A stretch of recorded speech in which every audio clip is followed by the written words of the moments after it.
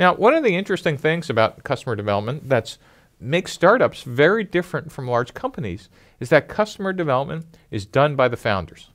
Well, why the founders? It turns out that there's a couple of interesting things, and this is about human nature. There's no technology involved. In a traditional startup in the old days, you would hire a VP of sales who would go out because you were smart, this was your idea, and you'd say, go try to sell this, go talk to customers. I'll just hire somebody to do this. But remember, an employee doesn't have the vision. They're just executing what you told them. And guess what happens if they go out and talk to people who say, this is the worst idea we ever heard, or no, we won't buy it.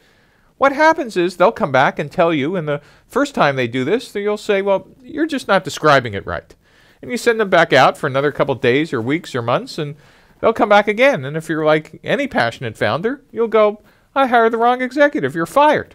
Now just imagine we run the exercise, this time not with a proxy, a head of sales or marketing, but we force you to get out, you the founder, to start talking to customers. And if you got that same exact feedback, it might take you 3 customers or 5 or 30, but eventually smoke will start coming out of your ears because cognitive dissonance is now coming into effect, is that you might realize that your story or vision isn't right. But unlike a proxy, a VP of sales or marketing, you have the power to change the company's strategy. You have the power to change the entire value proposition to say, well, what if we had these features? And customers might say, nah, still not. But then if you said, well, what if we had this? They might say, oh, if you could do that, you could have my check right now. Now, if you're a smart founder, you'd say, let me get right back to you.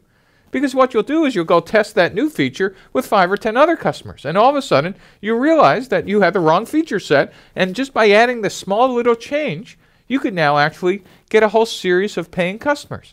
Only founders could do that. And what we did in the past is we would wait to first customer ship, we'd wait till sales didn't match the revenue plan, and we'd actually make these changes by firing executives, instead of actually having the founders engaged in day one. So it's the founder who could change the product, make pivots, and hear customer feedback firsthand. And that's the idea of getting the founder outside the building.